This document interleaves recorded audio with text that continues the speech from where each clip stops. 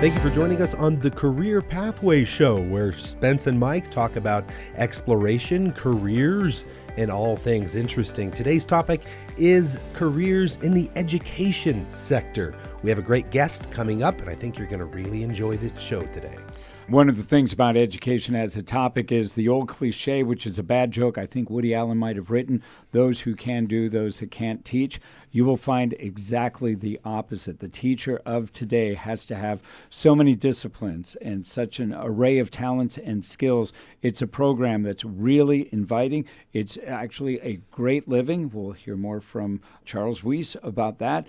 And I think you're going to find the opportunity. You might start looking at your kids or yourself and say, maybe teaching is a career path for me. And for a moment there, some people would say, hey, you shouldn't look at teaching, but I think that tide has really set. It is a good career, and the pay is not the best, but the pay is still good.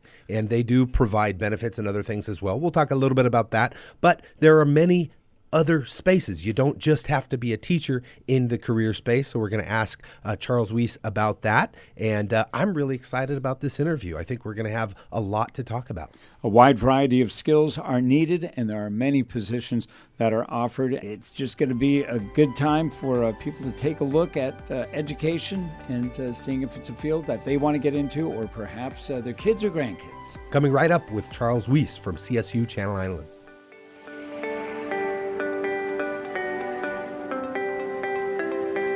We are here with Charles Weis. He is the Assistant Professor of Educational Leadership at CSU Channel Islands. He is the former Ventura County Superintendent of Schools for the Ventura County Office of Education, and currently also sits Board of Trustee for the Hueneme School District. Thank you for being here, Charles. Thanks for having me.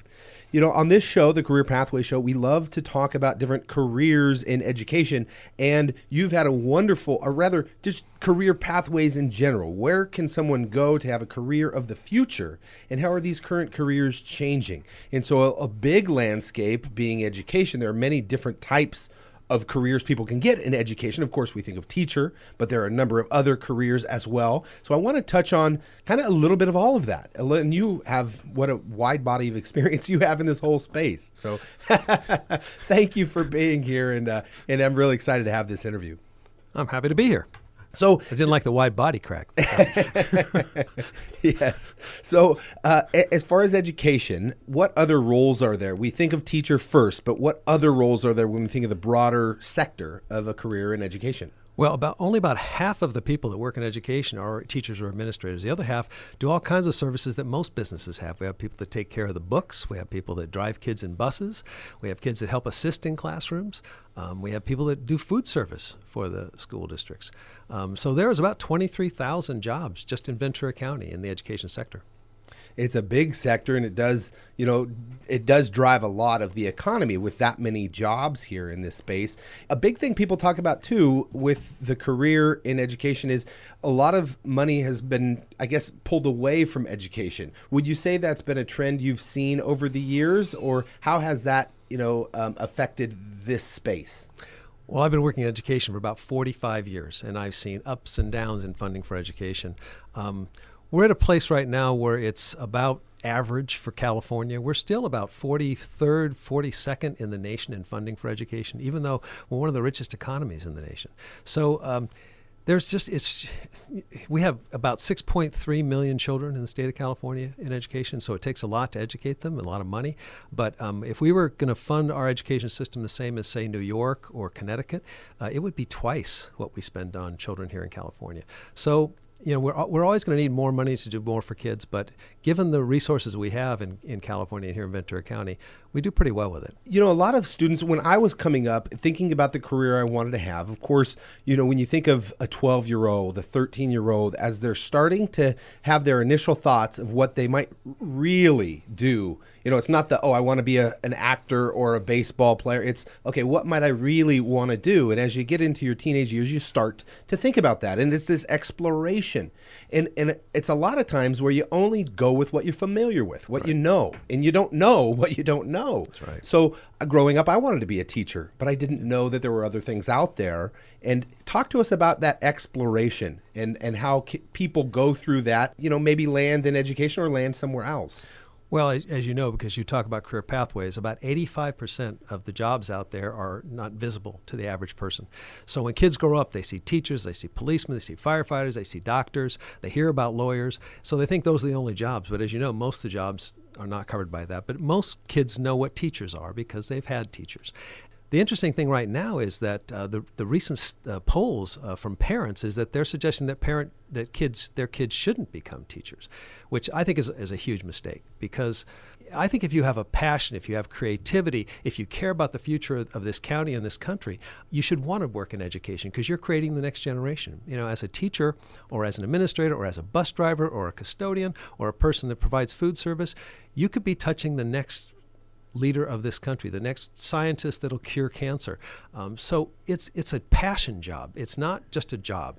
You know, you all know that working in education, you're not going to make a lot of money. You're going to basically survive. But if you have a passion to help people, then this is the place to do it. One of my sons said he would never be, both of my sons said they'd never become teachers because they saw my wife and I working all hours of the day and night, helping to prepare our classes and things like that. And they wanted to have a regular job.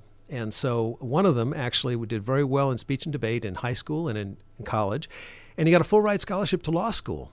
And he went to law school. And about halfway through his first year, he found out he just didn't like the law. He didn't like the way he was being taught the law. And it was about getting around the law. Basically, this university he went to was all about being a defense lawyer. And so he came home at the end of his first semester. And he said, I don't know what I'm going to do. I don't have a plan. This is my whole plan for my whole life. And he wallowed in his sadness for a while. And then I said, well, why don't you just get out of the house and do something? Why don't you substitute teach? And he said, oh, okay, I'll do that. I can make that. That's $120 a day. I'll do that. And so he started substitute teaching. And within about a week, he came back and said, you know, Dad, I'm really good at this. And I said, really? I wonder why. And he said, I might want to do this. What does it take? And I said, well, you'd have to get into a program, and it takes about a year to get the teaching credential. And he said, okay, I'll do that. Well, he kept subbing for a while. And then pretty soon, he was subbing in special education classrooms. And we have a daughter that was born with Down syndrome, so he's helped raise her all those years. And he said, I felt so comfortable in there. I did so well. The kids really responded to me. They offered him a job, and he became an intern teacher and was able to go to school, pay for his schooling by being paid full-time. And he's now a teacher. He's been a teacher now for about 5 years, and he's a football coach. And he can't wait to get to work every day. That's the thing about working in education. When you can't wait to get to work every day, you know it's not about the money, because you only get paid once a month. That's so well said. I really appreciate that. And I think you're right. It's a passion. It's finding the right fit for your life. And what's going to give you a happy life. I think there's a lot of people that talk about that. Of course, we look into different careers and we try to find out what is the right fit for me. What's my calling? What type of work should I be in? But we also look at it at the money side. And the money, sometimes drives us, and often it shouldn't. And you should be looking for the passion that drives you. So that's important. Well, and the average salary in Ventura County is about $80,000. A starting teacher makes about $50,000. So it's not a horrible job. My son is engaged right now, and with his fiance, they're both teachers. They make a little over $100,000 a year, and they just bought a house here in Ventura County. So it's not horrible. I mean, you can conceivably live on it. It needs to be better. Teachers need to be paid a lot more. They're such important, and everyone who works in education needs to be paid more because they're so important to the future of the economy, so important to the future of the standard of living in an area. They should be able to live as a high status citizen, but as you know, in America, our status is built on how much we make. And so it's unfortunate that I think sometimes teachers don't get the status that they deserve, and it might help if we could bring them a little more pay.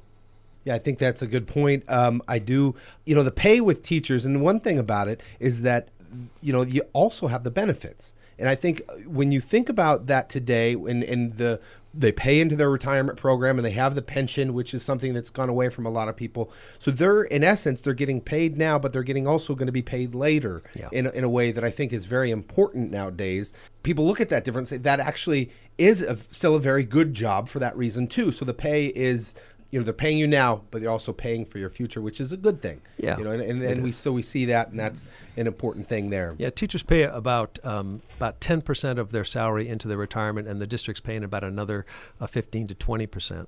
So there is a lot of money put away for retirement. We also teachers get health care, and so that's nice, and with covered pre-existing conditions. There you go. So it is good in that respect. There are good benefits, but the real benefit is going to work each day, seeing the smiles on those kids' faces, helping them learn, helping them overcome challenges, helping them provide a better life. And education is everything from preschool and childcare to university work. And that whole pipeline helps kids create a new future for themselves and for their family. Cal State Channel Islands was just recognized as one of the top 5 universities in the nation in helping kids move from the socioeconomic status of their family to a new socioeconomic status level. And I think that's pretty exciting, that by investing in yourself in education, you can actually change your life and the life of your children. And the other thing that's interesting about teaching, not that it was ever easy, and you taught way back in the day when I was going to school, the teacher was pretty much the one absolutely in charge. But the dynamic has really changed in the classroom. I'm an old daddy. I have kids. I have a 10 and a 15-year-old. So I see what they're going through now. Teachers now have to deal with kids with double-income families, so mom and dad aren't always one or the other at home. They have to deal with divorce. Divorce rates have gone way up. So a teacher's job now is so much more intricate, and it takes somebody that really has some flexibility, not only being able to teach the subject, but to deal with all. Before, the kids were a block. It seemed like there was 28, 30 kids in a class, and they were all, as I remembered, taught the same. So can you talk about maybe how we are instructing teachers to deal with this phenomenon? Oh yeah, we really look at the whole child now when we talk about teaching or about administering or anything we do in schools, and we also want to personalize the instruction to the extent that we can. Smaller classes make that more possible. And in our lower grades, in K through 3, preschool through 3, we have caps of about 20 to 24. In the higher grades, it gets bigger and bigger, and by high school, we're up into the 30, 35 range, unfortunately. It's harder to individualize at that level.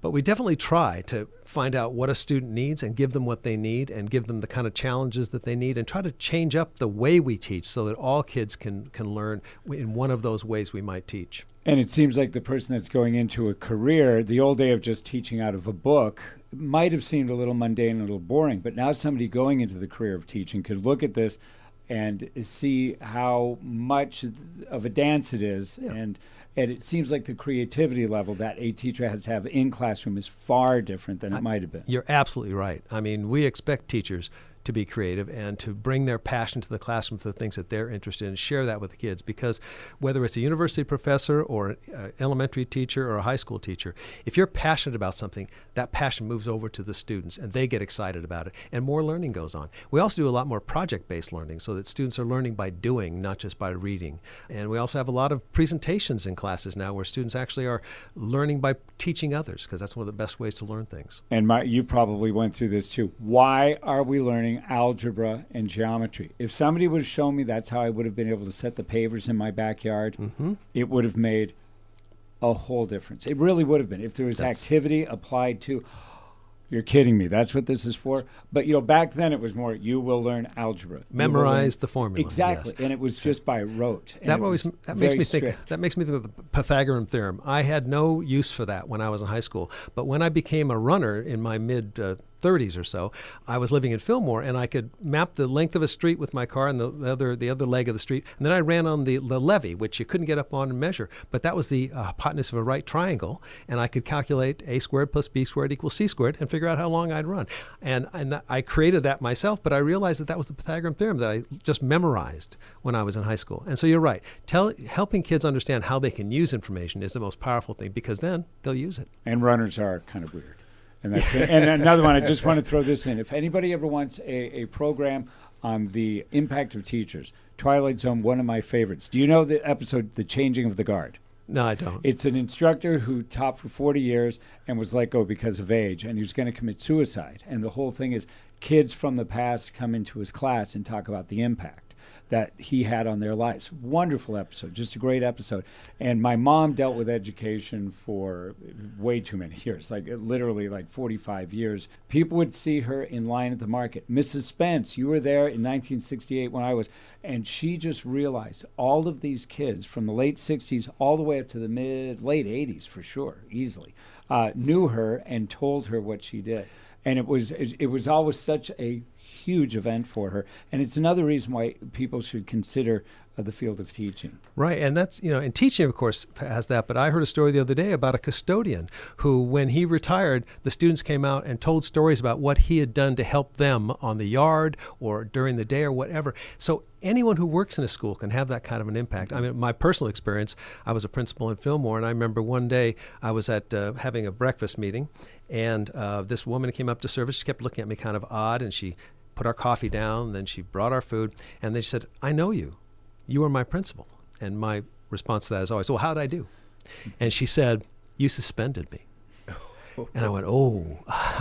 And I said, "Do I need to worry that you spit in my food?" And she says, "Actually, no.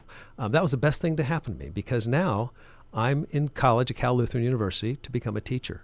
And it was because I realized how important teaching was." So you never know how you're going to impact somebody, whether you're a teacher, a custodian, a business official in schools. There's going to be someone whose life is changed by you because of what you've brought to the education system.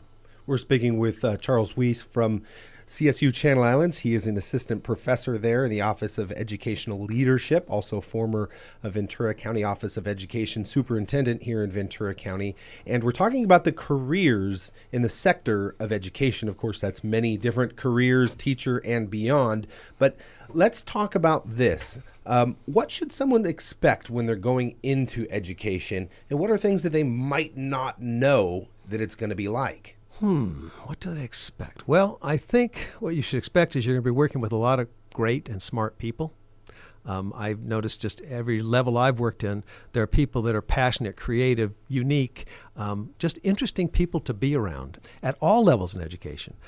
I think you can also expect that it's going to be more than you thought it was, because from a student's perspective, when you look at education, you see it as one thing. When you actually work in it, you see all the possible opportunities you can have and all the ways you can make a contribution to your society. So I think the important thing is that you're going to find out it's bigger than you thought it was, and you can find your way to make your passion make a difference in people's lives. Now, I'm seeing in education, technology has really been a landscape change to where it's being utilized a lot more. Some older teachers are getting out of it, maybe for that reason, or at least newer teachers are expected to have a certain level of understanding of this technology. How are you seeing that change teaching?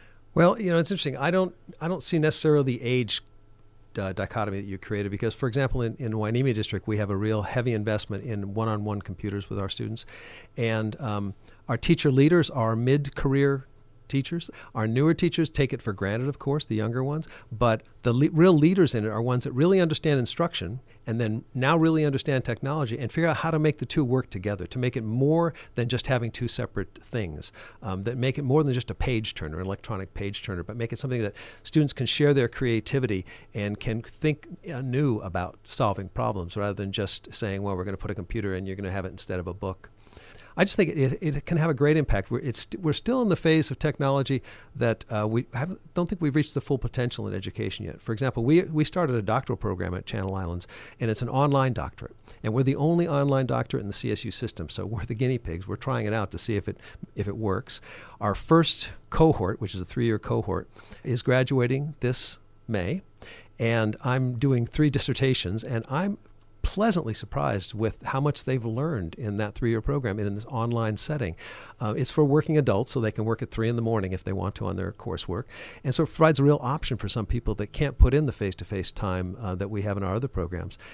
We're trying to use the technology in a humanized way, not just say, read this book online, but actually find ways to have them interact with each other, using a lot of tools like VoiceThread and things like that help students talk to each other online, whether they're in Eureka or San Diego. So I think there's still a lot of potential yet for what technology can do to help more students and more people learn.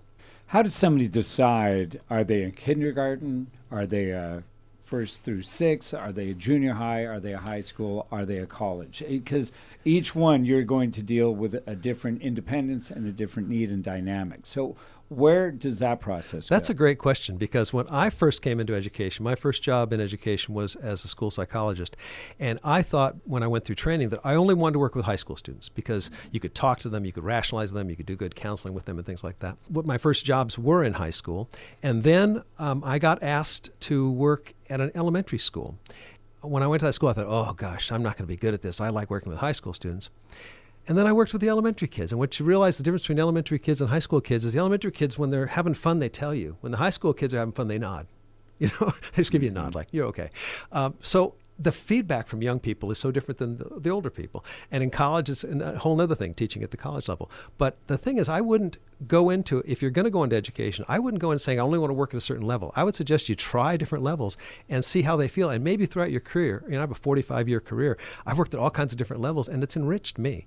And I think also different jobs. There's a lot of different jobs in education that people don't know about. Speech therapist, occupational therapist, adaptive physical education teacher. Of course, we have teachers in special education where we need a lot of teachers in special ed. Anybody listening, if you want to be a special ed teacher, please get into the business.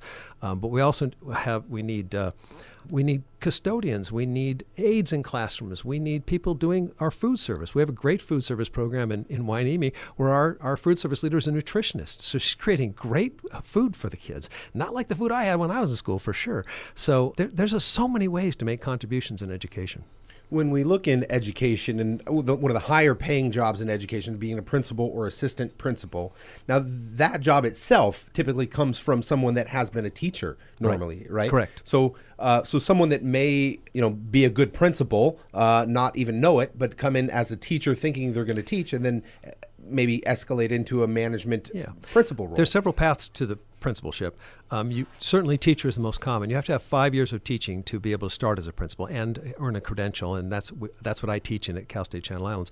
But you also could be a psychologist, a counselor, a nurse, a librarian. Any of those people can move up to be a principal because you have to have a credential, and those are all credentialed programs, and you take the training and then you can become a principal. There's a lot to learn to move from teacher to principal. It's a very different kind of perspective. And a lot of teachers will have leadership roles while they're still teaching. They'll be a chair of a department. They'll run certain committees, and they find out that they're good at it. And then they think, oh, I might be able to do this at the next level. And then you get a mentor, and they help you learn how to do it, what all the jobs are. And then you move into the principalship. And the principals in this county probably starting principals make a little over $110,000 to $120,000, I think, something like that, a year. And the other thing that happens with when I was in food services many, many moons ago, many people looked at it, and it's one of those things I didn't grasp onto, but you can work like custodial, especially a night shift. Right. And some of the night shifters were taking day classes to enhance their ability. And I knew 2 custodians that went from being custodians to teachers while they were getting a nice wage. And the custodian job paid a good wage when you think of the custodial work and, again, the impact they have on the schools. Some of them were day-timers that took night classes, some night-timers that took day classes. Yeah. And they were in there doing a great job as a custodian, and 4 years later, they could be instructing somewhere. Yeah, one of our custodians in Hueneme just finished his MBA, so he'll have big things ahead of him as well. And for anyone that got a college degree in any area, they can come to school and get a credential after 2 years to teach. Is that correct? Yeah, any major in undergraduate can move into teaching. If you have a specialized major in science or math, you can become a secondary teacher. Also, you can move into the community college with a master's degree and teach in the community college. And of course, you need a doctorate to work at the university level. So a lot of options. And what about programs that we hear are getting cut? Is there a place for a music teacher these days? There is. In fact, music is actually making a comeback now with the new funding system. For example, in Hueneme, we actually have music at every one of our elementary schools now, which we didn't have several years ago. So some school districts are doing better than others under this new funding system. We have a lot of children of poverty. We have a lot of English learners. We have several foster youth. So we get extra money to help those kids. And so we're able to enrich. We have counselors at every elementary school. We have music programs. We have art programs. Not all districts have that, but they should. And another program that changed up, probably started changing when you were in school, but when I was a kid, women's athletics was pretty much softball, Volleyball. Maybe volleyball, maybe a gymnastics program. Now they are in everything. And with Title IX, there's huge room for women, young ladies, to go from high school into college. So the point of having athletic instructors for the girls is huge now. Yeah, It's it is. another part that opened up that wasn't really there in the 70s, 60s, and That's behind. true. That's true. Yeah, so opportunities everywhere. And it does look like, as we come to the close of the interview, it looks like there are a lot of great opportunities in the education sector. And as you mentioned, a number of different positions. But as we close and the final thoughts on education and the career pathways in this sector of education, I'll give you the last word on that. Well, I think about a Rotary meeting I went to, and a new member was introducing himself, and he said, "I'm Joe Blow," and he said, "Let me tell you what my job is, but I'm going to describe it, and then you tell me what it is." And so he said, "I run the largest entertainment industry in this city. I run a fitness center. I run the largest transportation in this city, the largest food service in this city, the largest child care, the largest career development center, and I employ the most people in this town of any employer. What's my job?" And he was the superintendent of the school district. And so it just shows you that education is so many things. It's all those things. And yet what's unique about it is it gives you an opportunity to touch the future, to make a difference, not only for your family, but for other kids' families. And if you're lucky enough to have people come back to you and tell you the impact you've had, it sustains your psyche for the rest of your life because you've done something important, not just had a job, but done something different for the world. And that's Charles Weis from the CSU Channel Islands. He's the Assistant Professor of Educational Leadership. Thank you for your time today. You're welcome. Thanks for having me. Well, that was Charles Weis, and it was a great conversation, Spence. It's so nice to learn more about careers in education. I think growing up, we have these experiences with teachers and schools, and so we kind of know or think we know what the career is going to be like, but there's kind of a lot more to it, maybe that we don't really see and don't really know. And I think kids sometimes, as they think about being a teacher, there's some stuff they miss, but there's some stuff that is really attractive about that job. The idea of a teacher, when I was a kid and how I looked at it, changes a lot when you talk to people who are in program and have done everything from teach to be a principal to be an administrator. That was a great overview of the possibility for people. I think teaching is a career that many people could look at and choose as their own. There's so many different careers, and this is what the show is all about, trying to find and explore different pathways into careers of the future. Education has been a great one for a long time and will continue to be a great one, so it should not be ignored. I'm glad we were able to have this conversation today. So thank you for listening to the Career Pathway Show, where Spence and Mike talk about exploration, careers, and all things interesting. Have a great week and join us again next time.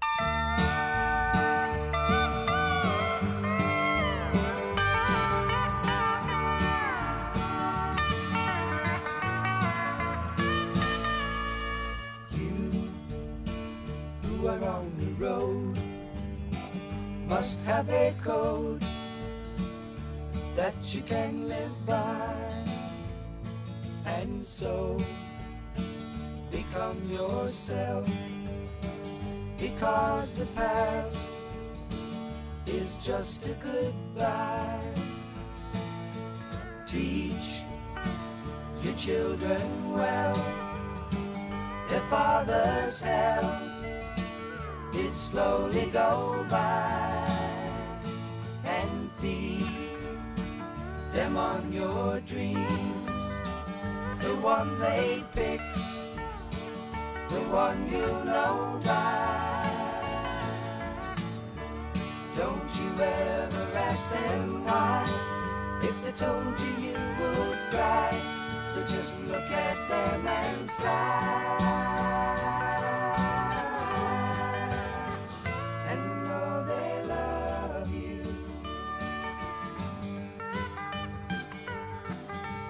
Hi, this is Michael Anderson, Certified Financial Planner. I've dedicated the past 12 years to researching different investment ideas. There are no guarantees when investing, but with a little help, you can find the right approach.